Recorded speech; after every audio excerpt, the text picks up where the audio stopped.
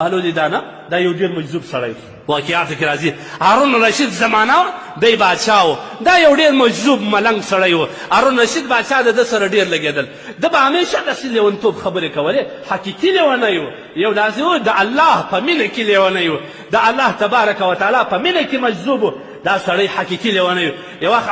هارون رشید بادشاه خپلو درباریانو ته ویل چې هر وخت بهلول دانه زما دربار ته راځي هېڅوک پرې نه راګرځوي ډایرکټ پرې ما ترایله کړي یو وخت بهلول دانه ورغلي هارون رشید بادشاه ورسره په ګپه باره یو داسې چاړه غوندې شی ورکړه وایي دا واخه که دې په دنیا کې د ټولو احمق بېوقوفه سړی ولیدي دا ورکړه دا زما نښه دغه سره بهلول دانه راپورته کړه ورسره و چاته نه ورکړه یو ورځ خبر سو چې هارون رشید بادشاه دومره سخت ناجوړه سوی دی مرګ ته نږدې دی زکندنې دی دی واره دغه یې راواخسته چاړه یې راواخسته هارون رشید بادشاه ته چې ولې څه کوې وله ناجوړه یم مریض یم ډېر سخت غټ سفر راته ګوري باره وایي بادشاه فوج دې تیار کړی دی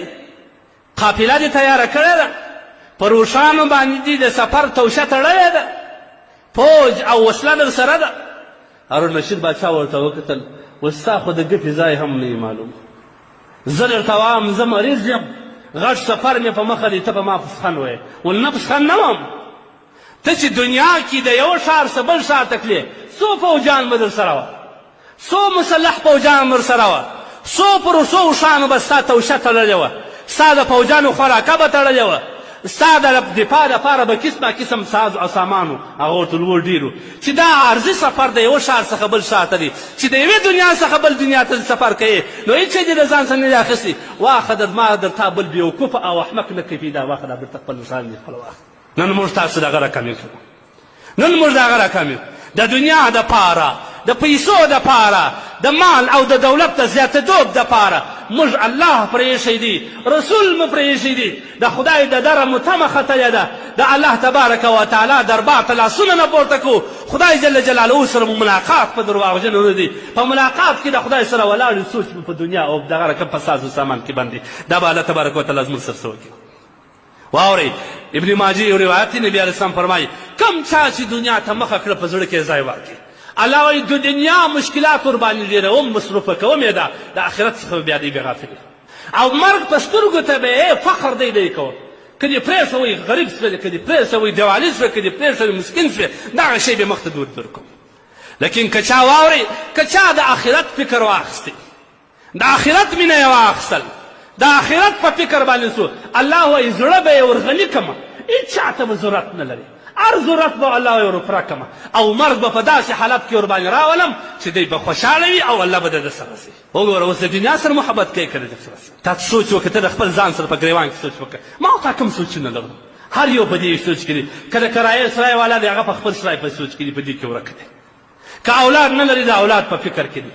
که دولت لري د تجارت په فکر کې دی که تجار وي د ټول بارډر تجارت په فکر کې دی چې کله به زما پر نامه نبی علیه الصلوة والسلام حدیث کې فرمایي نبی علیه الصلوة والسلام فرمایي لا تتخذوا الضیعة فترغبوا في الدنیا سبحان الله نبی علیه السلام وایي جایداد مه ډېروه دولت تر حد زیات مه ډېروه فترغبوا في الدنیا بیا به ستا رغبت ستا مینه ستا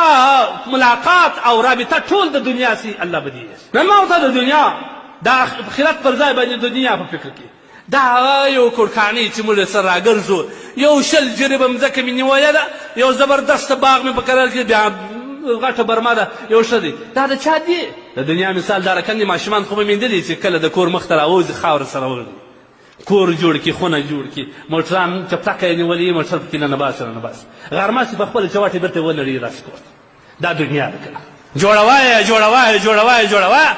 آخر څه شي یو دم د سا وخت چې ته قبر ته ننوځېدې درڅه پاتې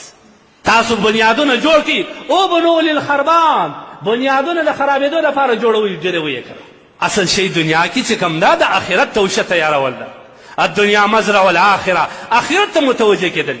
انسان باید څومره زیات فکرمند شي د آخرت لپاره صحابهو کې دا فکر و حضرت سعد بن سعد رضی الله تعالی عنه نبی علیه الصلوة والسلام ته فرمایي و یا رسول الله ما ته یو داسې عمل راوښیي چې زما د زړه نه د دنیا مینه واوسي نبی علیه الصلوة والسلام فرمایي ازهد فی الدنیا یحبک الله د دنیا څخه بېرغبتي وکړه بېرغبتي څه ته وایي واورئ سر په خلاص کې په دې دنیا هېڅ مه بوله هېڅ مه بوله په زړه کې ځای مه ورکه یحبک الله الله به ستا سره محبت بیا وکړي او د الله رسول صلی الله علیه وسلم ته وایي واذهب فی ما عند الناس یحبک الناس که د چا سره مال او دولت وي پشي پشي مه ورسره کېده یاره دا حاجي صاحب مې شناخته کړی وی یو ښه کار جت یې ښه تمه کېده ښه وایي څه به مې شکولي وای ما واذهب فی ما عند الناس بېرغبتي وکړه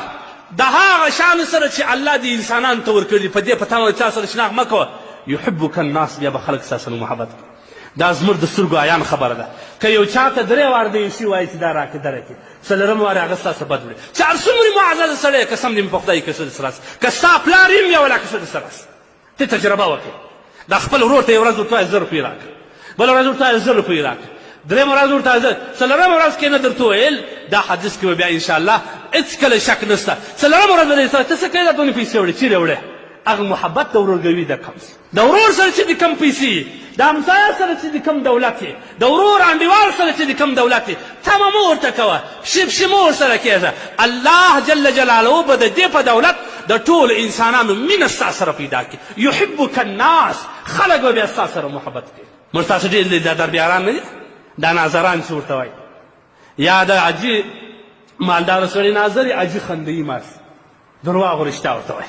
یا د باچا ناظري یا د خان و د ملک ناظري درواغ و رښتیا ورته وایي د دې په دنیا کې ذلیل سړی د دغه سړی نشته دا د دنیا ذلیل ترین کس دا دی چې د خدای جل جلاله ناظري یې نه وکړل خدای نه کوي خوشحاله بنده باچا ملک دا خوشحاله کوي ناظر ورته کېږي درواغ و رښتیا ورسره ګډوي چې هېڅ مازې نه یې وخندي کېدی وخندل بس دی راځي دی العیاذ بالله د ده رضا د خان او د ملک په خندا کې ده که خان او ملک خفه و دی خفه دی که هغه خوشحاله و بس دی خوشحاله دی دا رقم دی ولې 100 روپۍ او د ملک په زړه کې بیا د ده قدر ووینه څنګه به دې ځین کېږي